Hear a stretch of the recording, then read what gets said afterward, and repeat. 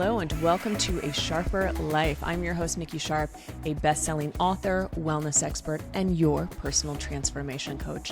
This podcast is your one-stop shop to help you live your happiest, healthiest, and most vibrant life.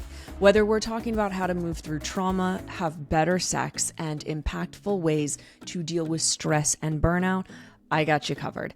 And yes, those are all past episodes. So if any of those sound good to you, scroll on back through the archives. If you are a returning listener, thank you so much for your support. And if you're new, I know that you're going to love the show. If you have not left a 5-star review on Apple Podcasts or Spotify, please do so, as every single review helps this show to be heard and seen by more people. Today's guest is the incredible Lainey Molnar. She is an artist, storyteller, and advocate for modern womanhood. Through her bold and thought-provoking illustrations and videos, Lainey challenges societal norms, sparks conversations about femininity, independence, and self-worth, and empowers women to live life on their own terms. Her work has resonated with millions worldwide, and today she is here to share her journey, insights, and wisdom with us.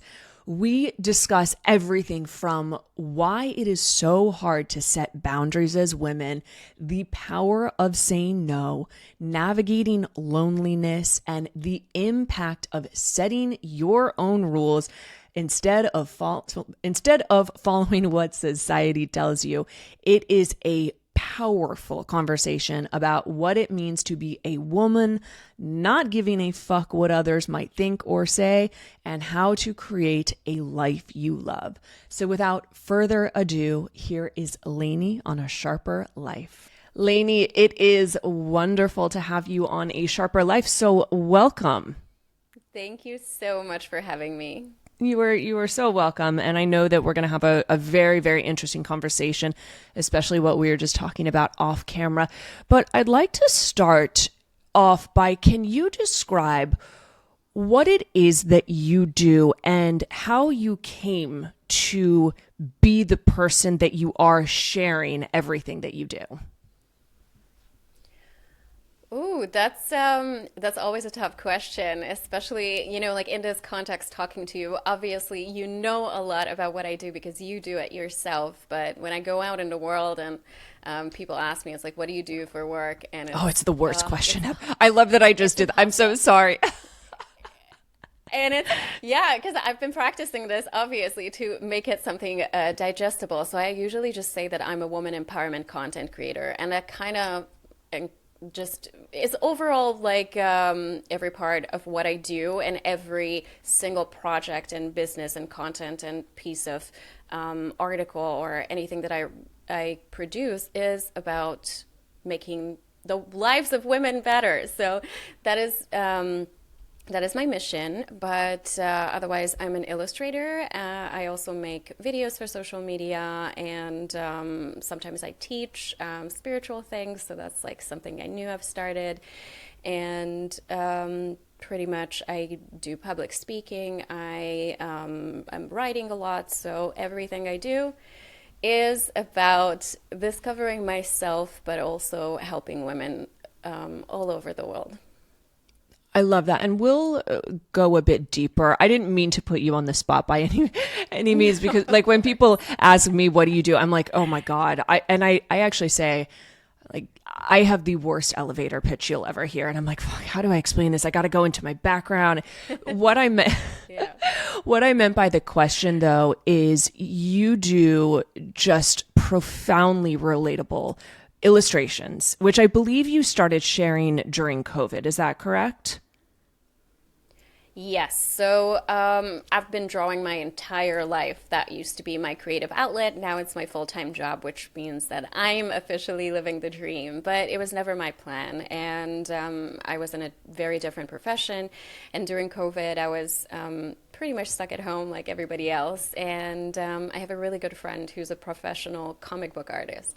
And he's been encouraging me to kind of just experiment with the format and create comics with certain characters. And I was like, I don't know any characters. I don't know comic books. I don't know any of this. So the easiest thing to do for me was to just draw my own character and just explore my experience as a woman in the world. And when I went viral, as it turns out, my experience as a woman in the world is almost every woman's experience in the world. So and then I kind of broadened my just understanding of kind of what women want to see and want to hear that is relatable to everyone and not just me. So, for example, I started creating illustrations around motherhood, and I'm child-free, so that is not something that is personal to me. But because I had so many conversations and I had so many interactions with fantastic, amazing women from all over the world, it gave me a chance to actually see these things in every area, from body positivity to mental health to being child-free and motherhood, like I mentioned, and kind of process it in a very relatable and easy to digest visual form. And that's exactly what you do and where I was going with this question, because your account, and I remember when I found you too, it was like, oh my God, there's a woman doing these drawings, and like, I feel seen right now. And I think that that is why you've gone viral so much, is because you do drawings. And I'll just pull up your account here now, but I'd like to go over more of like your favorite topics to draw and favorite characters. But for example, let's see, there's this is funny. Okay, if they don't prioritize your pleasure, and it's a man and a woman, deprioritize their entire person, and the woman's holding a vibrator. Fuck yes, I love it. So it's things like that that is relatable, and yet there's a message that you're teaching. And so when you started drawing and doing the illustrations, did you have that in the back of your mind that you wanted to educate while you were almost storytelling? To be honest, when I started, when the format was created, which was not, it was entirely instinctual, and I did not have an audience. I did not have any vision with this. I did not have any plans. So I had no idea it was going to be so relatable to so many women. And that's the magic of it, is in, to me, it's such a genuine lived experience. To me, everything I draw, even if it's not my personal experience, has something to do with the conversations that I had with my friends or the people that I see around me. It's just so real. And to me, it's just like so obvious to put into this form. And I think the magic of this is like, that's not my words, because obviously when you're creating these, like, you're in your own head and you don't really have the ability to describe it so profoundly. But what I hear the most is that it's so easy and spot on to understand. So like the message conveys when they reshare this art, and then it starts the conversations. And that's my biggest goal with whatever I'm doing. It's not just that, you know, like they like it because it's relatable to them, but I want women to start conversations with their friends, with themselves in their own head, with their brothers, with their husbands, with their boyfriends, their girlfriends, their partners. It's so important, and that's the feedback that I always receive, is that you have given me something that is so easy to process, and it started so many conversations. And to me, that's beautiful. I love that. I absolutely... And I love it, and I can see exactly what you're saying. It like the amount of times, by the way, that I've shared your content, both to my Instagram and with other people. Like, I remember there's another one I just pulled up of what a stellar business decision, using models for online shops whose body shape and height align with the 0.00002. And ironically, I was a model, so I laugh from a different point of view, right? And I'm holding this up for everyone to see. And then I'm assuming that's you in the second, or a yes, reflection depiction of you in the second one. And it's then when we get the clothes and how fucking awful they fit. And I can even attest to this too. So was that things like that as a conversation starter? What is the conversation you're wanting to get people to begin to have? Actually, this is so funny you pulled this one up because you have experience as a model and I used to work as a stylist. So I have experience dressing models in the clothes that they're going to sell online. And you know the drill. There's always some like clippy clips. There's a some, million like, clips, you guys. like It never looks tricks. like Yeah. what they photograph. The clothes never look like, yeah, so it doesn't even fit the model, and it's no. But to me, you know I don't even want to describe what kind of conversations I want to start, because to me it's like that would be so limiting, because I love when I'm just going to give you an example, and I do not remember which illustration was that, but a woman messaged me and she was like, I showed this to my 12-year-old little brother. And it was something about like a woman was having a conversation with a man in the illustration, but I don't remember which one. So she was like, I showed this to my 12-year-old brother, and I just, without contest, just like asked what his opinion was. And he said something like incredibly sexist about it. Just like, oh, this woman is dumb or something. Wow. And we sat down and we had a conversation with my little brother that we wouldn't have a chance to actually talk about these things, because if I would sit him down and say that like, hey, let's talk about what sexism is, then he would run away and start playing video games. And because it makes people so opinionated, which yeah, it's a different conversation how that lands on me. But even when people have like very strong reactions that are not so kind, to me, that's also part of the conversation, because these things need to come out, and these need to be a part of like how we change things, and the darkness and the light are equally a part of this. So to me, it like, if you hate it, you hate it. That's also a reaction. Like as long as you're like engaging with this, we're going somewhere.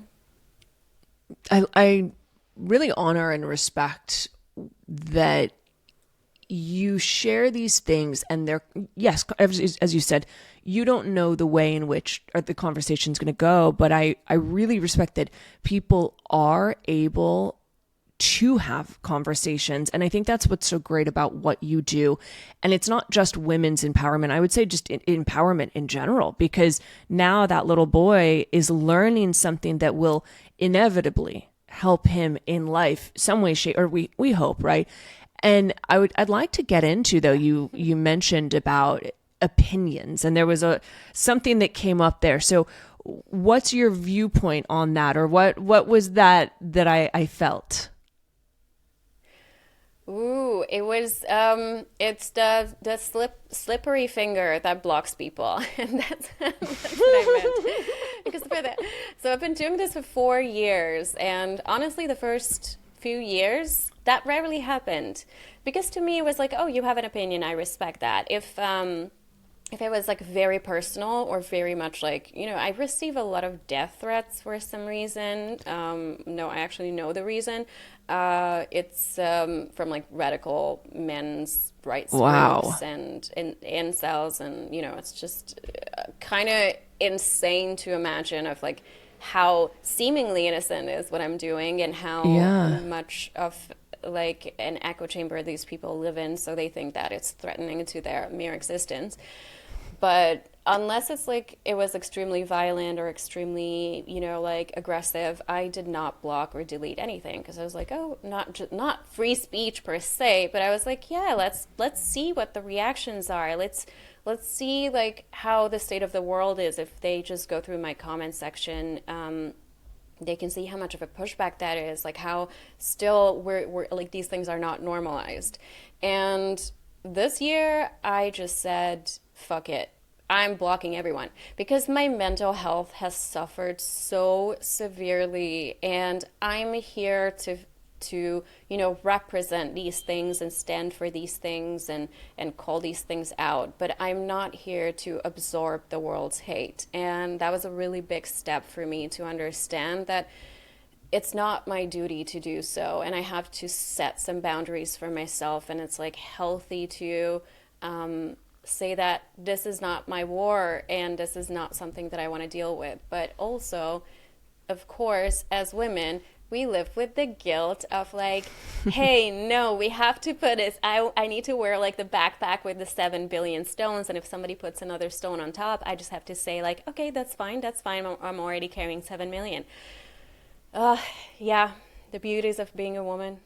Yeah, I mean, we've so many different directions that I want to go, and we'll get into all of them.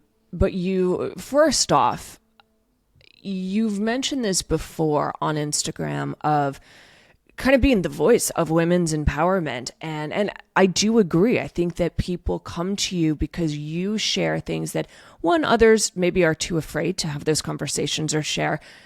Two, you do it in a way that is relatable and approachable. But you've also mentioned that it's a burden at times and it's heavy. And the fact, I mean, I'm sorry, I'm going to be really blunt here, you guys, because when I get really passionate, Lainey, on my podcast, I start getting a little fired up. And I'm like, I love both, that. both, and fuck those people who are like, fuck you if you're sending a death threat. Go worry about your own goddamn life, honestly. And there's the and. I send love to those people because, my God, what sad, miserable lives they must be having if an illustration of you sharing women's or just empowerment is making like, so it's a both fuck you and I send you love, which I think we're probably on a similar page in feeling that sort of thing.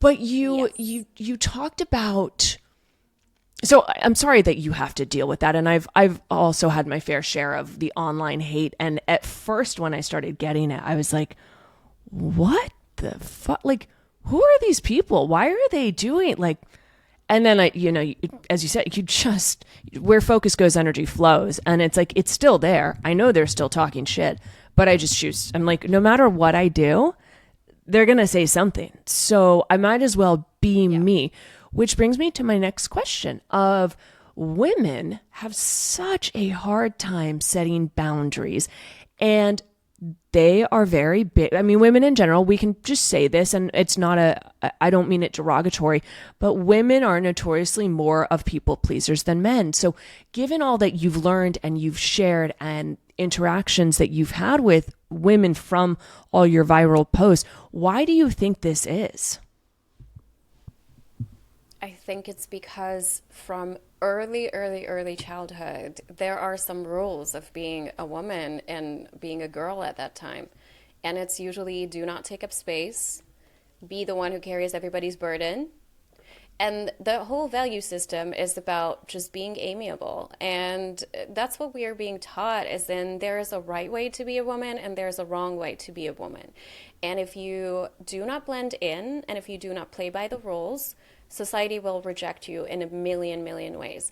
And that's why we see is if you're existing in a bigger body, you want to wear short hair, you want to be in a male dominated field, anything that's like outside of what is acceptable, is you're going to receive so much pushback that eventually, because it's been going on for 12,000 years, the system has been built on the labor of women, the oppression of women. So basically, they have such strong foundation to push women back into their lane, that for a lot of women, it's not worth it. And when it comes to like self-sacrifice, and I wouldn't necessarily call it people pleasing, because a lot of women are like muttering fuck you under their breath while they're doing it. I love that. You're right. But they're not necessarily doing it to like please others. They're doing it to please themselves, because they themselves think that they're only good enough for the labor that they do or for action. And that's like the thing that you possibly know a lot about, is that being a woman is about being. It's about like just existing in your own energy. And we do not have a chance to do that because that's selfish.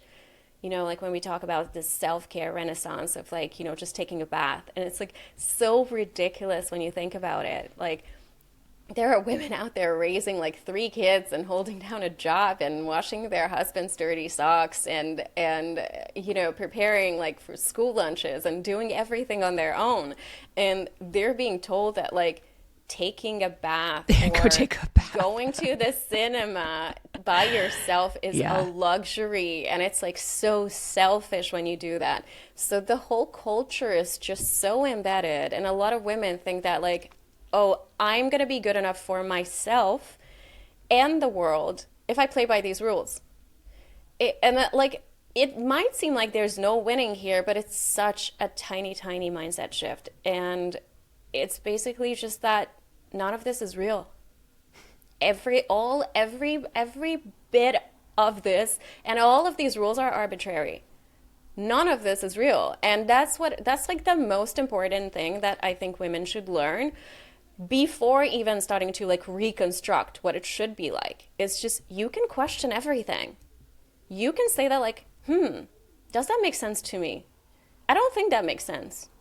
What do you mean that I cannot have short hair because men are not attracted? I don't care. Like, nothing is real. And I'm getting goosebumps just saying this. Okay. I love and agree with everything you just said. And this is, you and I have such similar viewpoints about the world. And I think having, and we'll talk about this, the spirituality side of things. Like, I come from this place of, I am what, quote unquote, a lot of people in society think is what a person, a woman should look like. And I'm here to say, one, no, there's no such thing as a right or wrong, just as you illustrate and talk about. There's no such thing as a right or wrong body. I take care of myself. I've gone different hair colors. I just happen to like being blonde more than brunette. I like taking care of my body, right? So all of these different things, it's like, I teach people to worry about themselves and focus on themselves and not compare themselves to me because I have my own shit to deal with, right? Like there is no such thing as just being the standard, the perfect model of society. And the more that I've done the inner work, exactly what you said, Lainey, I'm like, there's no such thing as society's definitions of things. It's what people have believed, as you mentioned, for hundreds and thousands of years. But when you start to question, and I say that too, question everything, it's like, there is no standard definition of beauty. There is no set thing of you should be married by this or you shouldn't. And so I fully agree with you. And let's get here, because you said you're celibate and child-free. Walk me through where that decision came from and what it means to you. So the child-free bit is a little bit easier to explain because I just never wanted to be a mom. And to me, it's that simple. I never played with little dolls and imagined becoming a mom. And, for a while, obviously, I heard you will change your mind, or you will, reach the age, or you will meet the right person. And I was like, sure.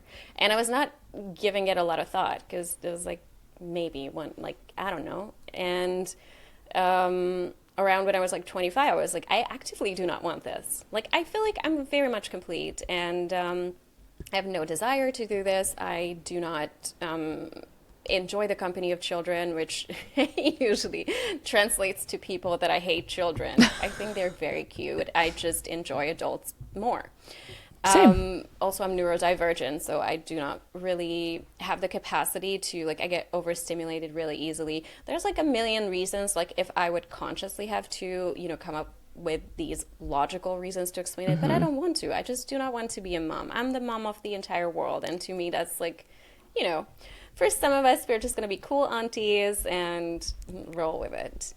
And the celibacy part, that's pretty new. I started it 2.5 years ago. And I think it was probably I saw a video on TikTok maybe, or somewhere on social media. And somebody was like, you can actually do this and it's good for you. And I was like, what? We can do this? Actually, there's like a name for this. And I have a pretty horrible like trauma history with, like a bad relationship with my body, or have had before this.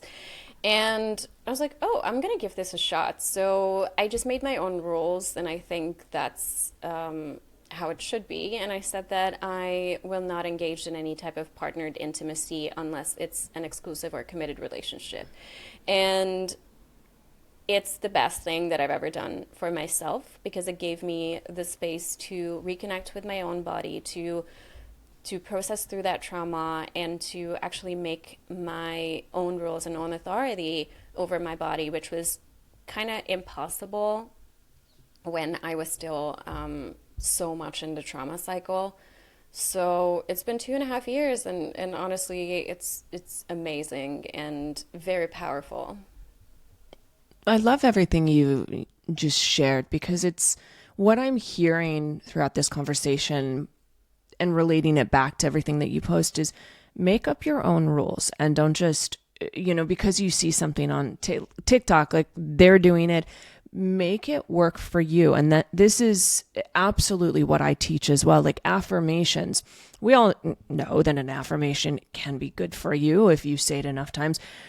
But I always explain, like saying, I am pretty, I am beautiful. It might not work if you genuinely don't believe that. And so it's finding the affirmation that works for you. And it might be something of, I am learning to love myself.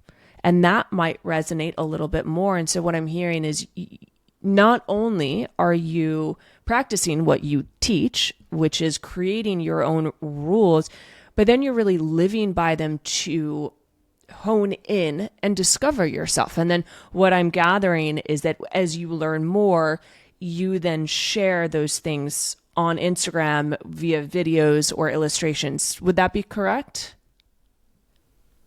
Yes, absolutely. It's such a beautiful journey of self-discovery and working on myself, and then putting out there in the world for other women to. So like when you said, it's like, yeah, you see something on TikTok and then you say that, like, oh, I can do this. Like basically, it's a permission chain. We give permission to other women to make their own rules, because if there's no precedent, and if we don't see that, like, oh, you can get away with it and it can work for you, and this is how it works, and this is somebody's experience who's been practicing this for years, then we have no idea how it's even possible. And I feel like this phrase of like giving permission only came to me this year, and it pretty much, I realized, like, it explains so much of what I do professionally. Because so like I've always been a black sheep. I've always been just like, like the girl who got kitchen scissors and cut her hair off, or, I pierced my own ears with like sewing needles. And, just so those who are not watching, I'm sitting here in the background laughing so hard because as Lainey is saying that, the kitchen scissors, I did this. I walked up to my mom at like 5, and because a friend told me she had cut she'd grown her bangs out. The BIC. No, I'm joking. I went home and I cut my bangs off because she said that she cut them. That's how they were smoothed back. And I show up and my mom was like, Marcy, I'm going to have to call you back. And here I am. And then I did the same thing, Lainey. I pierced my own ear. So I'm like, I see you, sister. Exactly. I feel like, yeah, it's so liberating to say that, like, I see you, society, and I absolutely do not give a flying fuck about like what you think about me. And of course, to me, that was a lot of like trauma with like the going against everything. But when, I grew up and I worked through it, I realized like, oh, I'm kind of the same person. I still don't care. I just do not actively want to piss people off. I just actively want to be myself. And then it's automatically going to piss people off anyway. So I might as well just do whatever. Because the thing is, and that's what you said, like people think that you are the perfect representation of what a woman should look like. And it doesn't feel like that on the inside. And it doesn't change like your life experience the way that people think. So it's like, it's, even if you do it the right way, and even if you think that you have checked all the boxes and you're, kind and feminine and soft and nurturing and motherly and soft-spoken and all of these things that a woman needs to be, and then they still come at you. They still come for you. Yeah. Why do you only have one child? They're going to be lonely. You should need a second one. What do you mean you're not having a big wedding? You need to have a big wedding. Grandma's cousin's sister's cat sitter needs to come, and like she only likes old school jazz? Why are you playing drum and bass? There's always something that you're gonna do wrong, and that's the thing. Like, you might as well just say, I do not care, I'm gonna do it my way. And then you're suddenly gonna be happy. And that's it. It's kind of that simple. I always say it's that simple, and yet it's not. It really, I so agree, Lainey. It is genuinely that simple. And we know it's not as simple as the words are simple, but the practice, why? Because we have to deal with the fears and the perceived judgments and exactly what you just said. It's funny. When I got married, my dad was like, what do you mean you're not inviting all these different aunts? And I was like, I'm paying for the wedding and it costs X amount per plate. And if you would like for them to come, and I said it with love, but I was like, if you would like for them to come, it will be X amount of money, which was not cheap. And he was like, okay. And it was as simple as that. And what I was saying though, my mentality on this is the zero fucks given mentality. And what that means is I'm going to be as authentic and vulnerable and transparent to me. We start off to me. And then when I'm transparent and authentic and vulnerable with myself and allowing myself to sit in the discomfort of whatever emotion is coming up, or maybe it's the happiness of an emotion, or I don't feel good, whatever it is, I'm sitting and allowing myself to process and be with myself with vulnerability. I then go and share that with my community, and people know me. My Instagram is very different. So I lean into the fact that, yes, I have a body that a lot of women do like, and I trigger a lot of people just because they look at me and they get triggered of, oh, I don't look like her, so therefore Nikki must be a bitch. And I'm like, I'm really not. I'm like one of the nicest people you'll meet, but I'm firm in my boundaries. So what I do is post these really beautiful photos, and then I write long as fuck captions. And I'm like, that will never change. As much as I've tried to get on the real bandwagon, it just doesn't. So all of this being said is I'm just being authentically me, where I like I like pretty photos. I like taking them. I like photography. I like writing. So I write the long captions. And what I found is that the more authentically me, and I lean into social media, like I'm not following the real trends, right? And I'm not doing all the jump cut. Like I don't really want to. So the more I lean in and I'm authentically me, the more my cup gets filled. And as my cup gets filled, I then don't give a fuck if someone doesn't like me, because I like me. And that's what you'd said earlier. I like me. And there are 8 billion people on this planet. And just like you had said, I'm like, I guarantee not 8 billion of them are going to like me, nor do I fucking want that. Let's be real. And so the more that I've been able to lean into all of that with playfulness and with light and with laughter, how interesting, more people start to follow me. And it also pisses others off too. And I'm like, that's okay. That's okay. That's cool. I'm going to go do me and be happy in the corner while you can go be unhappy, trolling people on the internet. So I just wanted to share that because we seem to hold very similar viewpoints on owning oneself and your own beliefs and happiness.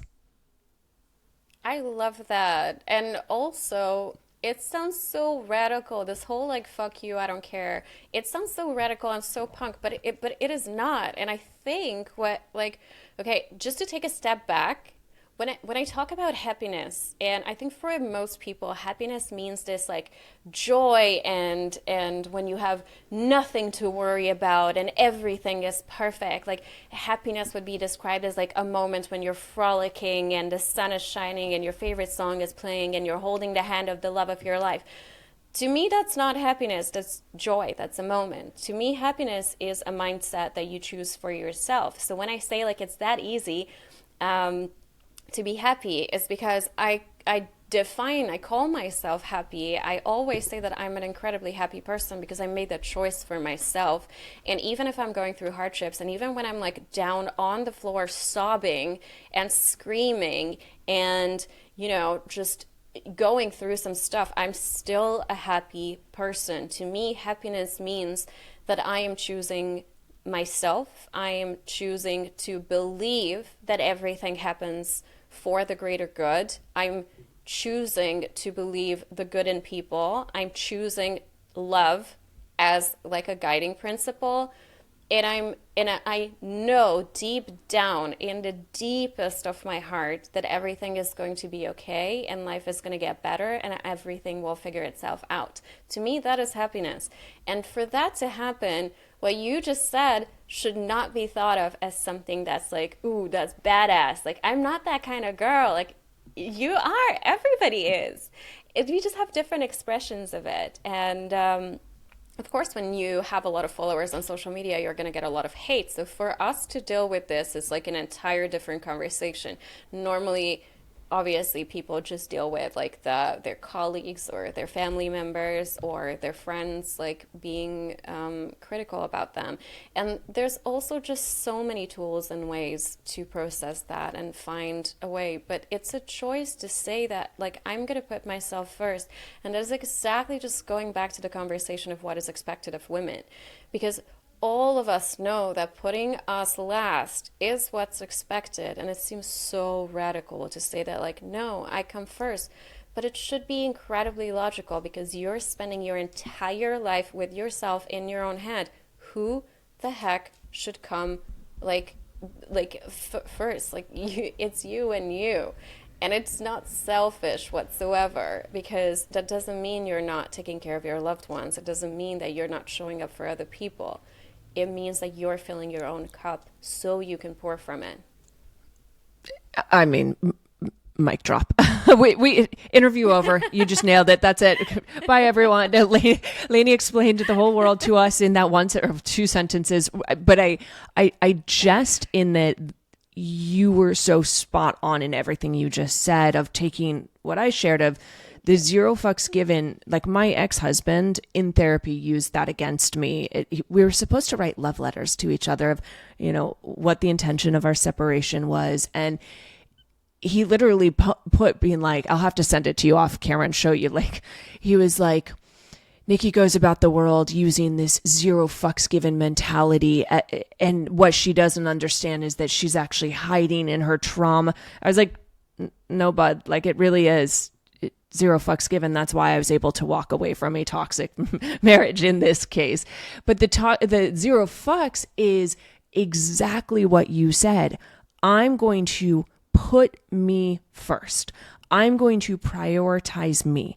I'm going to make sure that my cup is filled in all ways, shapes, and forms, whether that means pushing an interview that I have or rescheduling a client call if I really genuinely don't feel good, because I want to be my best version so that I can give you that best version of me in that moment to whatever, the extent of that's possible. Now, if I'm putting everyone else first and I'm drained and I'm tired, we're not going to have as good of an interview. And it's as simple as that.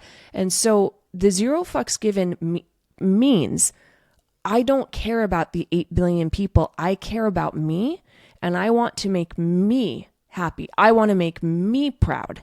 And if I'm proud of myself, that's a better vibration. That's a better energy. And then you benefit, whoever it is on the receiving end, because I'm not a fucking bitch to myself. And we know that if you're angry in your own life, that gets mirrored to other people. So I love that we're kind of having this bounce back conversation. And I feel like we're both explaining so much about, societal rules and expectations and boundaries. So is there anything you'd like to add to that before I move on?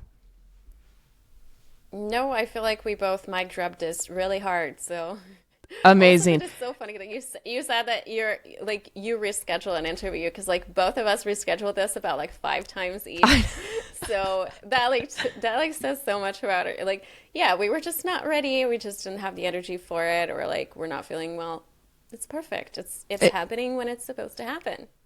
And that's really where we lean into trust. And even I know you'd mentioned on Instagram that you have been going through some changes, some discomfort, learning new sides of yourself. And it is uncomfortable anytime that we sit within our either own trauma or we sit with discomfort. It is uncomfortable. And so I had And the reason I'm sharing this piece is because we'd rescheduled. So I had reached out to you, Lainey, and said, I honor if you're going through something and you don't feel up to do the interview right now, because I was there this summer and I put a pause on everything. And you said, no, I'd like to go through with it. And I can at least say I feel like we're really vibing and jamming out and having a good conversation. But that goes back to, I want to honor you so that you can be the best version of you.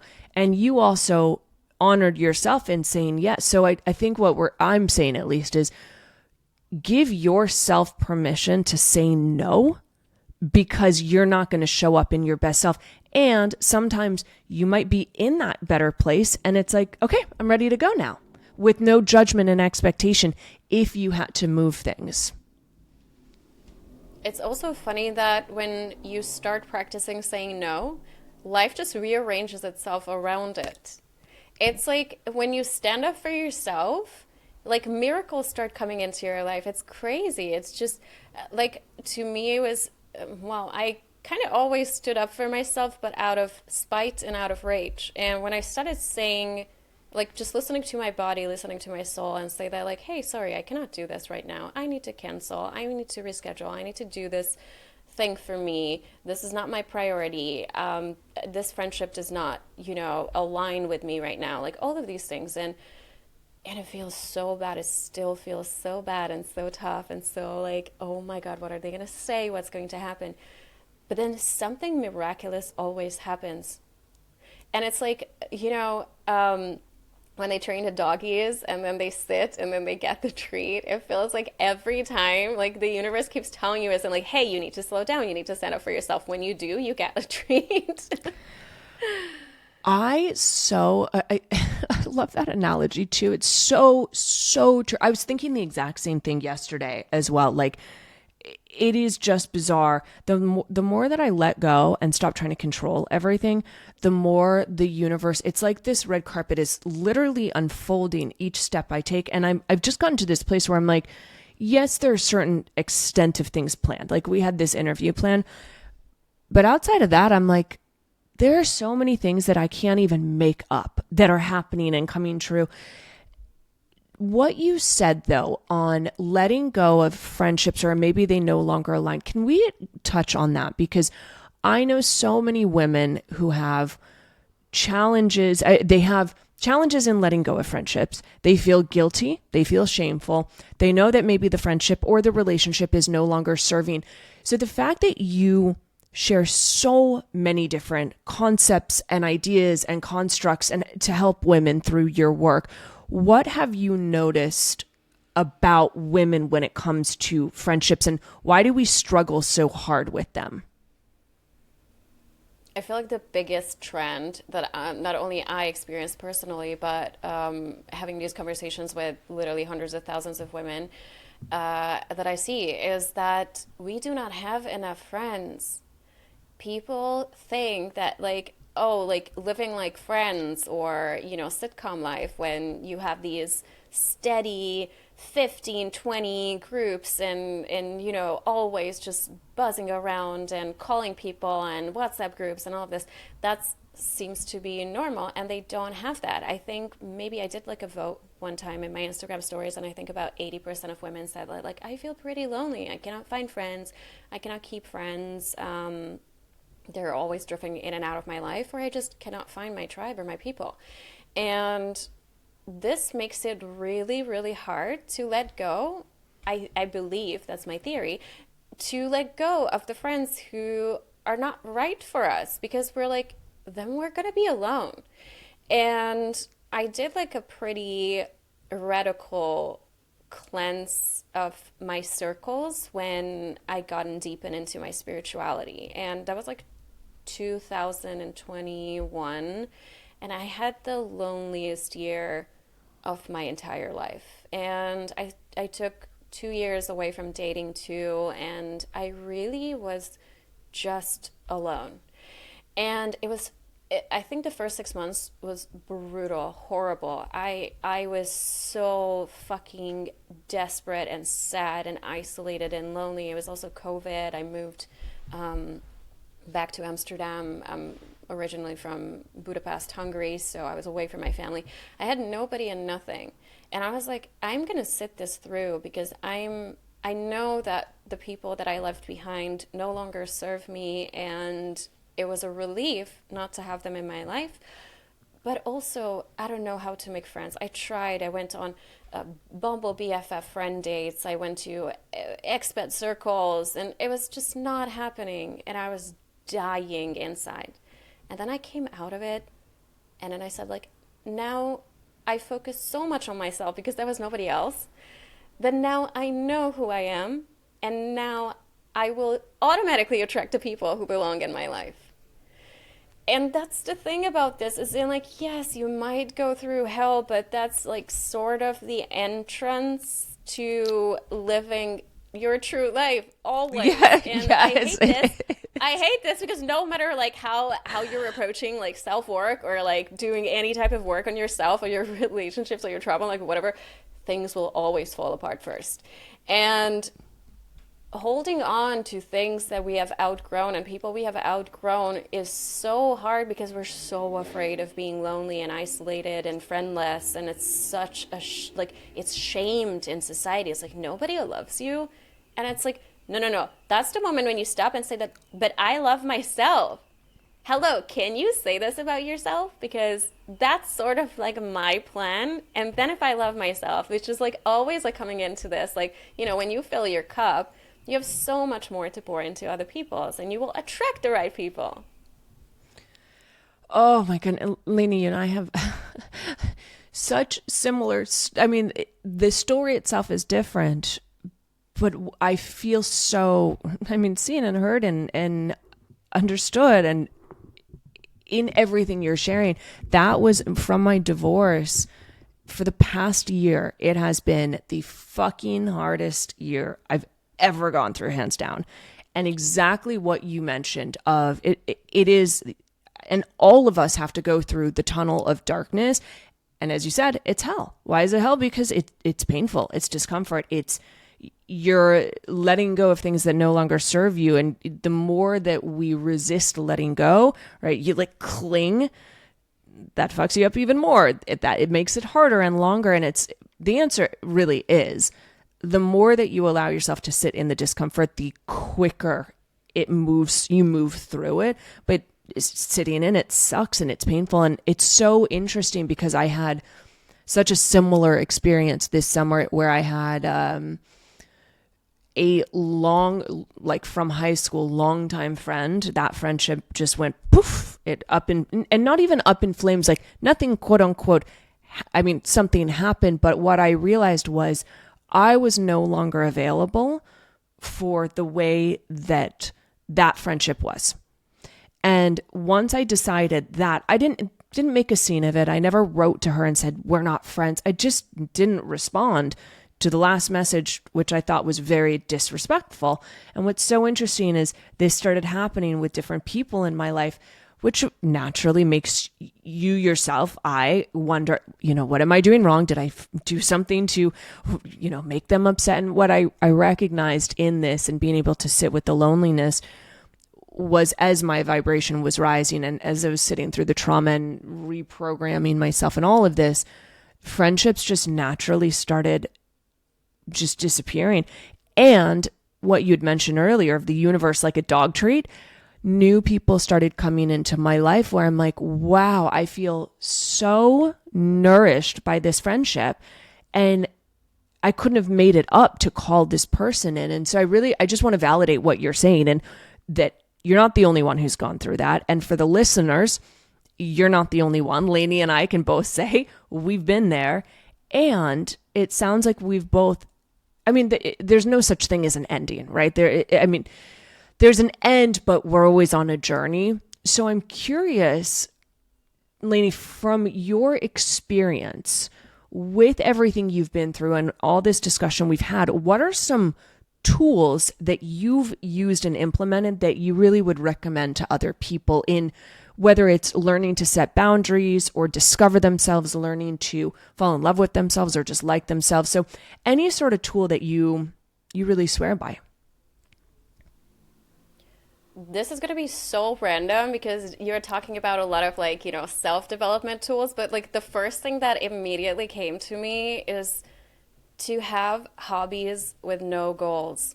And that is, I had this conversation with a friend the other day, and that's why I was reminded, because I think it's so rare because everybody wants either a side hustle or create art that, like it looks good, or be good at something, or have like do fitness related things to get slimmer. There's always some sort of agenda. And my life changed. Well, first of all, my life changed with my ADHD diagnosis. And with ADHD, we have this thing called hyperfixation.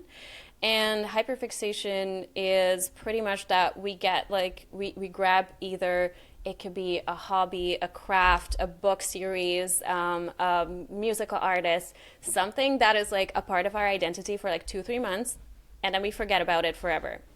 And for those 2-3 months, it's like all that we talk about and all that we do.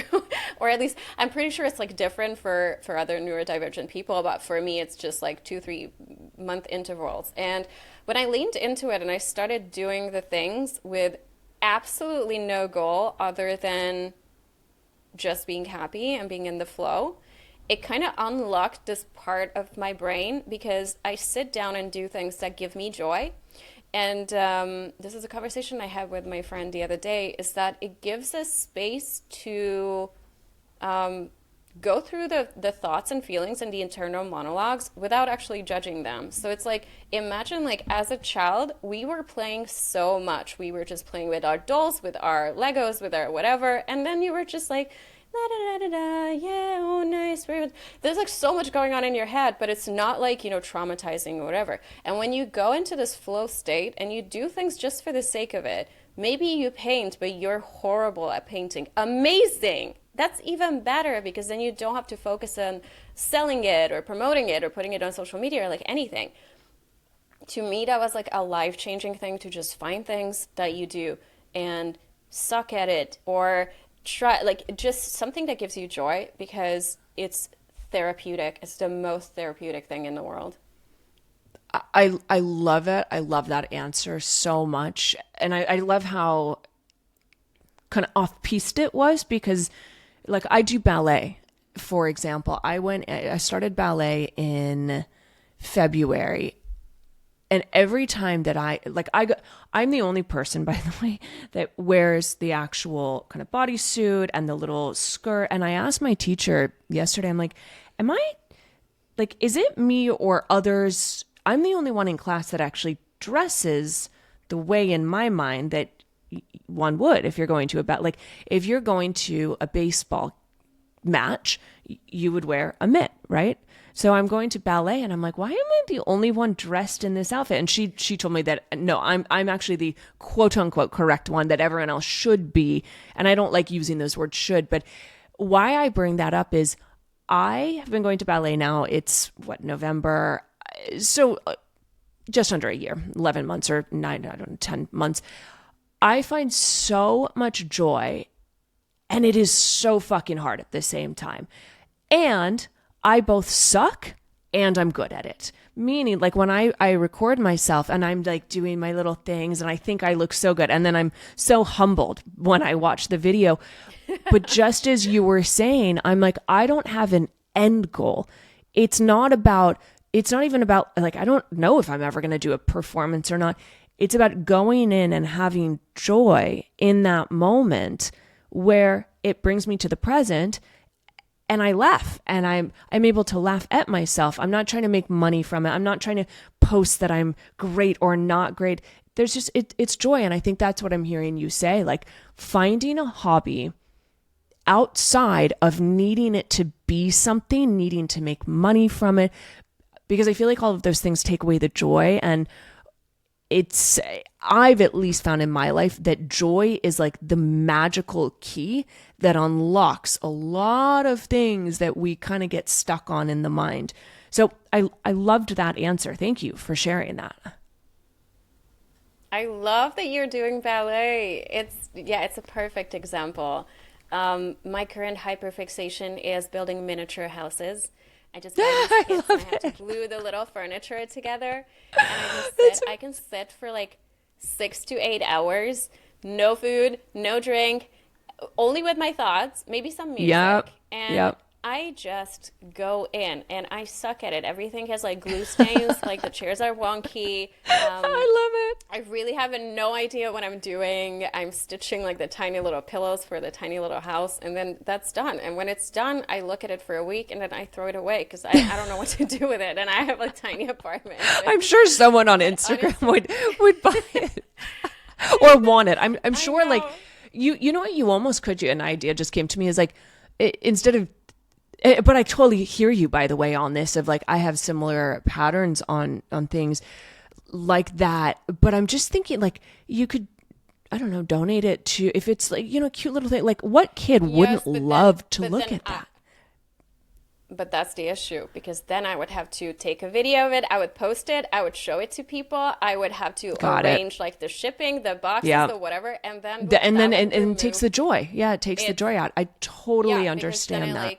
Puts it, so I know that it's really wasteful, and I'm kind of, you know, I take responsibility for that, but to me it just adds so much to my life. And that's what, like, you probably know the same thing with ballet, is that when you're in that flow state, when you're truly just your body is engaged. And that's the thing about it when it's a hobby, is like your body is engaged. Because when you're, I don't know, like playing video games or doing something in front of a screen, which is cool if that's what you want to do, but we really need things when our bodies are engaged with it, like doing crafts or reading a book or like anything that's like physical.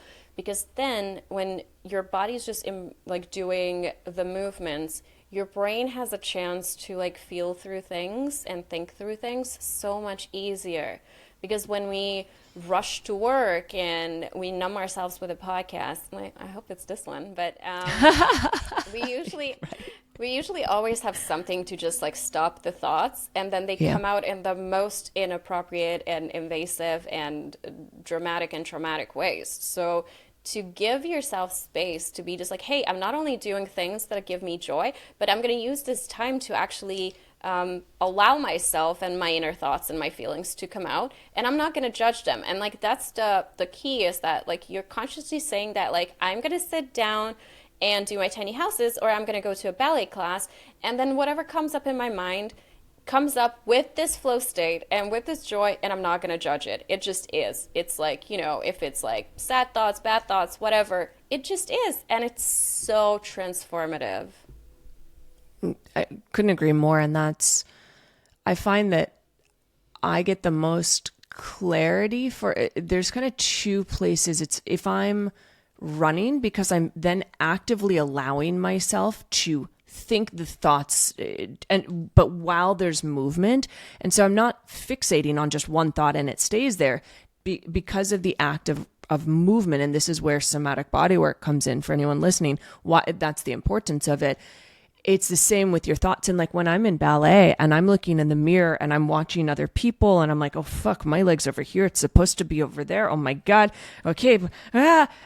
And then you just move on and we're at the next practice of it. And so it doesn't allow me to get in my head for too long because we're already at the next thing. We're going to the next thing. And so I really like that answer.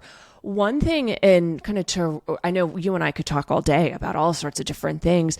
Oh, absolutely. One thing that you've been very vocal about, as am I, is dating yourself. And we both do this. And I love watching your posts. I do them as well. Like go out to a bar, have a glass of wine, take myself out to nice restaurants, get dressed up. Why? So you and I have gone through this we've learned to sit in the discomfort because it is uncomfortable the first time you try it. What advice do you have for someone that's like I go on self vacations. I call them solo-cations. I go on them more than I go with other people, and I love them. And people tell me, oh, I could never do that. So what's your advice to someone who is maybe interested in going on a solo date or dating themselves, but is feeling either too embarrassed, too nervous, or the quote, I couldn't do that? So I think first of all, going somewhere that you know and you're comfortable with, if it's your favorite coffee shop, your favorite restaurant, your favorite place, like you already know the drill. Like you're not going to like a brand new place, the brand new vacation location. So you know how it works. You usually go with your friends, but you have comfort in knowing the place. That's one thing. Or the second thing, go to the movies. It's dark there. You do not talk. You watch a movie. That's like, to me, it's like the craziest thing when people say like, I've never watched a movie alone. That's crazy. People judge you. Like, who judges you? People are busy buying their popcorn and then they're sitting down in the dark. It's, to me, that's like sort of the gateway. So if you're afraid of it, just go and see a movie. Nobody's going to see you and nobody cares about you. And you can just kind of experience that thing of like, hey, I can do this. And yeah, it's so liberating. So I really recommend doing it. It is. And that's a great one, to going to the movies. So as we wrap up, I do like to ask guests, what are your 3 top tips, and it can be about anything, for someone to live a sharper life? Ooh, you put me on the spot. We talked about so many, so I will probably just summarize. And the first one in this case would be prioritizing yourself always and rediscovering how unselfish that is. I mean, it's pretty radical, but I think that's number 1. Number 2 would be find the things that you're passionate about, and if you haven't found them, keep trying new things until you find them without any agenda and expectation. And it's usually very surprising what finds you, because I believe that that things find you and you don't find things. And when you just set the intention that, hey, I want to find something that I'm passionate about, and just open yourself up to receiving, and then you will receive the signs, the books, the conversations, the recommendations, you walk past the shop window and it says like poetry class, or I don't know, like anything. So it's going to come to you, but it's so important to find the things that fill your cup and you're passionate about. And the third thing is just, what we talked about, is that everything's arbitrary, nothing is a rule. And if you keep questioning every single thing about how you should be, how you should look, how you should live your life, and what expectations are put on you, you're gonna find that you can just make your own rules, because none of it is real. So you're allowed to question it, and you're allowed to make your own rules. Beautiful. I love that. And just one quick thing I'll add is you're allowed to and give yourself permission in everything that you're doing, which is a big one that we touched on. So Lainey, where can people find you, and what sort of action would you like them to take when they find you? So they can find me on Instagram at Lainey.Molnar. I'm not going to spell it because I'm pretty sure that you can I'll put it in the show notes. Yeah. Yes. So thank you. I usually just post everything on Instagram. I think I'm way too old to do the TikTok thing. I'm just like browsing, but I'm not posting anywhere. So Instagram is my main place of creative expression. Beautiful. Well, thank you so much. What a incredible, in-depth, really wonderful conversation. Thank you. And thank you so much for the wonderful listeners. Until next week, here's to a sharper life.